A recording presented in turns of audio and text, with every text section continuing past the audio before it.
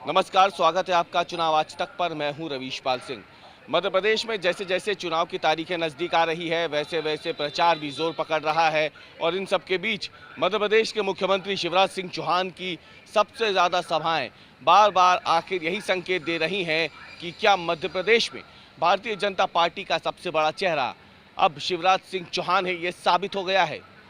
ये बात इसलिए उठ रही है क्योंकि हमारा आज का जो विश्लेषण है वो आपको ये बताएगा कि जहां एक तरफ भारतीय जनता पार्टी ने चुनाव प्रचार में अपने स्टार प्रचारकों की पूरी फौज उतार दी है, तो वहीं इन सब के बीच सबसे ज़्यादा मांग आखिरकार मुख्यमंत्री शिवराज सिंह चौहान की चुनावी सभाओं और रोड शो की ही बनी हुई है। शिवराज सिंह चौहान रोजाना करीब 10 सभाएं कर रहे हैं। इनमें रोड शो भी होते हैं, इनमें पब्लिक रैलियां होती हैं, चुनावी जो मंच सजते हैं वहां से भी शिवराज सिंह चौहान जनता को संबोधित कर रहे हैं। ग्वालियर चंबल संभाग में है गुरुवार को मुख्यमंत्री शिवराज सिंह चौहान, 10 सभाएं हैं उनकी कुल। और इस बीच में बार बार सवाल यही उठ रहा है कि जहां एक तरफ प्रधानमंत्री नरेंद्र मोदी हैं, स्टार प्रचारक भाजपा के जो मध्य प्रदेश में आए हुए हैं, कई केंद्रीय मंत्री हैं, अन्य राज्यों के मुख्यमंत्री हैं, लेकिन जो प्रत्याशी हैं विधानसभाओं में जहां वो लड़ रहे हैं भाजपा के टिकट पे, वो शिवराज सिंह चौहान की ही मांग आखिरकार कर रहे हैं। शिवराज सिंह चौहान की सभाओं की बात करें तो आज शिवपुरी के इलाके के शिवपुरी के अलग अलग विधानसभाओं से होते हुए अंत में जो ग्वालियर है वहां पर खत्म होगी। लेकिन इस बीच में आपको बता दें कि जहां एक तरफ प्रधानमंत्री नरेंद्र मोदी की 3 रैलियां हैं, केंद्रीय मंत्री ज्योतिरादित्य सिंधिया मध्य प्रदेश में लगातार चुनाव प्रचार कर रहे हैं, इसके अलावा केंद्रीय मंत्री स्मृति ईरानी हैं। इसके साथ साथ अगर हम देखें तो अन्य राज्यों के मुख्यमंत्रियों में गुजरात के मुख्यमंत्री हों, उत्तराखंड के मुख्यमंत्री पुष्कर सिंह धामी हों, असम के मुख्यमंत्री हेमंत बिस्व शर्मा हों या फिर उत्तर प्रदेश के मुख्यमंत्री योगी आदित्यनाथ हों, किसी भी स्टार प्रचारक की इतनी आखिरकार रैलियां नहीं हो रही हैं जितनी रैलियां अकेले मुख्यमंत्री शिवराज सिंह चौहान कर रहे हैं। और विश्लेषण आज इसी पे है कि आखिरकार क्यों शिवराज सिंह चौहान की मांग अभी भी बनी हुई है। तो आपको बता दें कि मुख्यमंत्री शिवराज सिंह चौहान जो है वो मध्य प्रदेश में न केवल ओबीसी वर्ग का सबसे बड़ा चेहरा है, बल्कि लगातार 16.5 सालों से मुख्यमंत्री होने के साथ ही वो मध्य प्रदेश की सियासत के सबसे लोकप्रिय नेता अभी भी बने हुए हैं।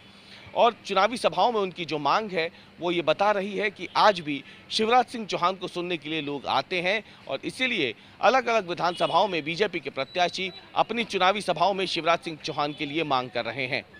यही वजह है कि शिवराज सिंह चौहान अपनी विधानसभा छोड़ करके यानी बुधनी उसे छोड़ करके प्रदेश की अलग अलग विधानसभाओं में जाकर भाजपा प्रत्याशियों के लिए वोट मांग रहे हैं और लगातार वो उन इलाकों में जाकर के जनसंपर्क कर रहे हैं ताकि भाजपा प्रत्याशियों के पक्ष में माहौल बन सके, उनके लिए ही वो समर्थन करते हुए उनके लिए वोट भी मांग रहे हैं।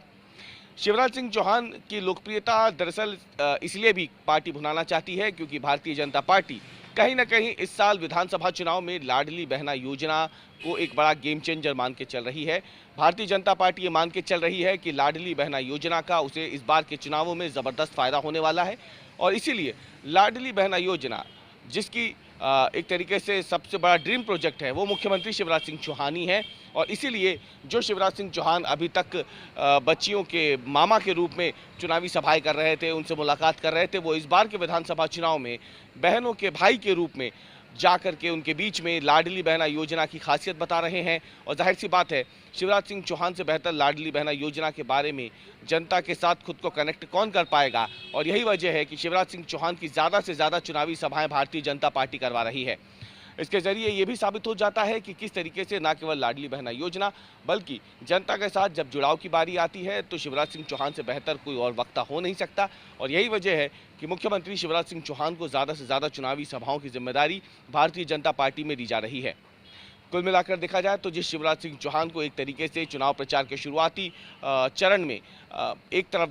दरकिनार सा रख दिया गया था, ना उनके नाम पे जन आशीर्वाद यात्राएं निकाली गई, ना ही चुनावी सभाओं में प्रधानमंत्री उनका नाम लेते थे। लेकिन अब धीरे धीरे जिस तरीके से शिवराज सिंह चौहान ने ताबड़तोड़ दौरे किए हैं, उन्होंने मेहनत की, अलग अलग विधानसभाओं में जाकर के देर रात तक लगातार काम किया है, उसके बाद भाजपा को भी ये लगने लगा है कि यदि